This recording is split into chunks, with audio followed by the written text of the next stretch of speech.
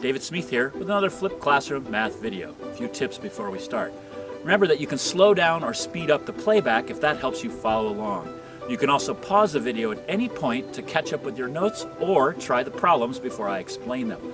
Lastly, you could turn on the captions and read my words going along below the bottom of the screen.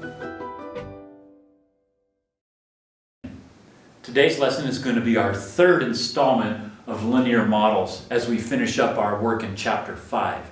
So let's take a look here. We're going to talk about inverse functions. Now, an inverse function is just a function that does the opposite of what a function does.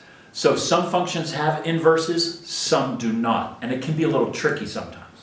So let's take a look at a definition of an inverse function.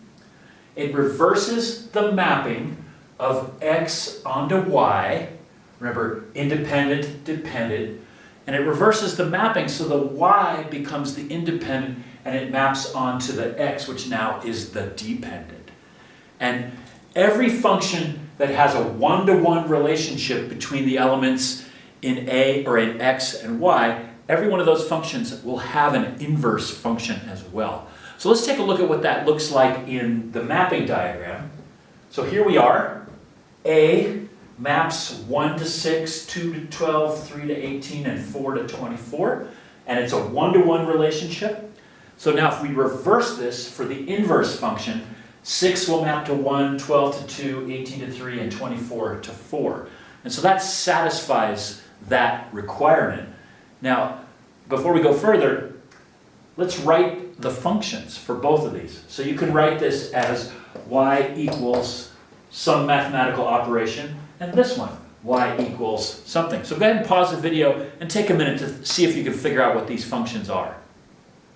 Okay, so the first one is probably pretty clear. We just multiply by 6 each time to get the y value. So y equals 6 times x. And this is the inverse function, and guess what? We just divide by 6 each time. 6 divided by 6 is 1, 12 divided by 6 is 2. So this becomes x over 6. So there are our two functions. All right, let's do a little piece on notation. If this function is f of x, we would write it like this. F of x equals 6x. Now if we want to write the inverse function, we have a notation for that. That's just f inverse of x equals x over 6. So this -1 up here, it's not the -1 power, it's just a notation. It means that f inverse of x is the inverse of f of x. So you'll see functions paired like this with the function and its inverse. Let's take a look at some domain and range questions. Here's f of x, and let's just change these to our notation now. We have f of x here, and this one is going to be f prime of x, or f -1 of x. So for f of x, our domain is the 4 values 1 through 4. And the range is 6, 12, 18, and 24. Now those get switched.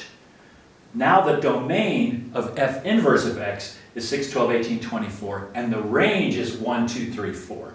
So we can write some interesting things. F inverse x domain,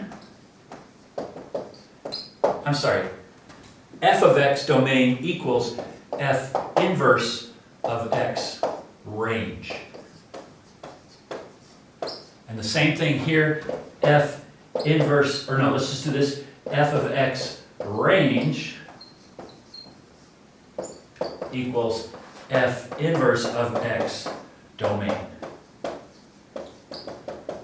So really this is just a fancy way of saying with notation that the domain and range switch. Since there's a one-to-one correspondence, one-to-one relationship, they exactly switch. So the domain of this is the range of this, and vice versa.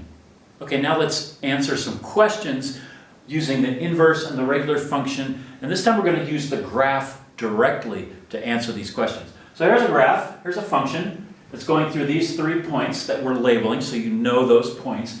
You're not given what the function is, but you don't need that to answer these first 3 questions. So the first one is just, what is f of 2? So it's asking about the function, and it's saying, what is f of 2? So pause the video and tell me what you get for that. Okay, so we know that f of 1 is 3, and f of 2 is 5. So there you go. F of 2 is 5. Now this next one is a little more tricky. What's f inverse of 9? So see if you can use the graph to answer that. Okay, if you said 4, you're correct. Why is that? Well, the inverse of f of x takes the y value and turns it into the x value. So whatever the function is, it's going to take 9 and make 4. So f inverse of 9 is going to be 4. Now this last one is a little bit more tricky. What it's saying is there's some number a.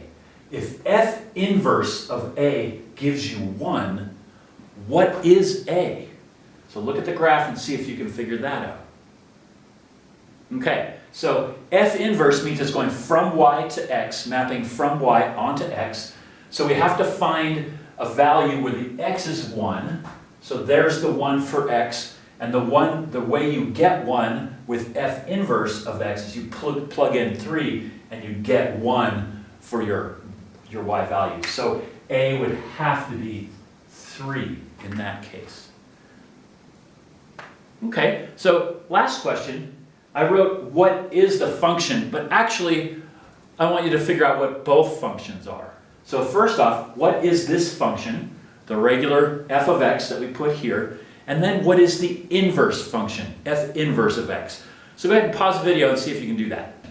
Okay, let's take a look at what f of x is. There's a couple ways to go about this. One way is to figure out what our slope is, and we can see that our rise going from 3 to 5 is 2, and our run going from 1 to 2 is just 1. So that's 2 over 1. Our slope is 2, but if I multiply 1 by 2, I'm still not getting to my 3. So I need to add 1.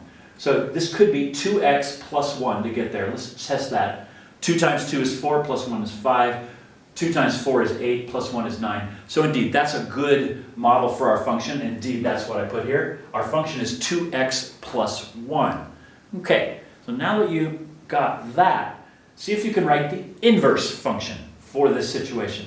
So that's a function that takes the y value and maps it onto the x value. Okay, so give it a try. Okay, so take a look at what I put here. I just sort of did the opposite of what was going on here. So instead of multiplying x by 2, I divided x by 2. And instead of adding 1, I subtracted 1. Now I want to ask you, is this right? What do you think?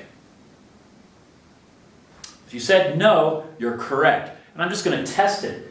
If I take my 3, remember I'm plugging in my y value as though it were x. I take my 3 and I divide it by 2. That's 1.5. Subtract 1, I get 1/2. Not the 1 I need to get. So this is not quite right. So go ahead and pause the video and see if you can figure out what the real function would be. Okay, I came up with a better one. X minus 1 over 2. Now let's test that. 3 minus 1 is 2, over 2 is 1, that worked. 5 minus 1 is 4, over 2 makes 2, that works. And 9 minus 1 is 8, over 2 gives me 4. So this would be the inverse function. So these two things live together, and there you go. Okay, I have a question for you. Take a look at this graph here. It's the horizontal line at y equals 3. And just a little refresher, a horizontal line does not depend on x. It only depends on y. No matter what value x is all along here, y is always 3. So that makes a horizontal line at y equals 3. Now, I want you to pause the video and think about what type of relationship is this. Is this one-to-one, one-to-many, many-to-one, or many-to-many? So think about that for a minute, and when you're ready, come back. Okay, so in this case, we have a one or a many-to-one. Okay? Check it out. No matter what we have on the x, we get the same 1 on the y. So we could do this in a mapping diagram like this, like 1, 2, 3, 4, and here we have 3. And so it's all like this. So this is a many to one. So here's another question for you. Will this function have an inverse? Pause the video, think about that, and come back. Okay, if you said no, you're right, because we can't map it backwards. There's no function that will take a 3 and map it first onto a 1, then onto a 2, then onto a 3, then onto a 4. You can't do that. If you put a 3 into a function, it's going to spit something out, but it will be the same every time. So this one will not work. It will not have an inverse function. So we're going to say no inverse. Okay, one last thing here. Let's take a look at this graph. Now, here's a graph of a function. Again, I'm not telling you what the function is, but we'll call this function f of x. And it's mapping some set A onto set B. Now, what I want, first off, is this function going to have an inverse? The answer is yes. This is 1-to-1. Any linear equation has a 1-to-1 relationship, so it's going to have an inverse. So now what it's asking you to do is write down the sets A and B. This is kind of like a domain range question. So what's A going to be? A are the x values, so I'm going to use the fancy notation. It's the set of all x such that our lowest value is 0. X is bigger than or equal to 0, but it's smaller than or equal to 4 or 6. No, I'm sorry, 4. Sorry about that. So here is the map for set A. And then B is going to be the set of all y such that, now we have to look at the range of y values. It starts at 2. So 2, y is greater than or equal to 2, which is less than or equal to 6.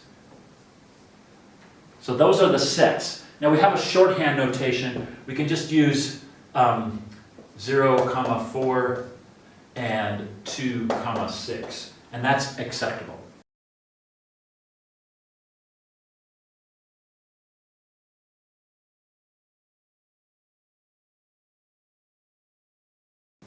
Okay, now here's a thinking question.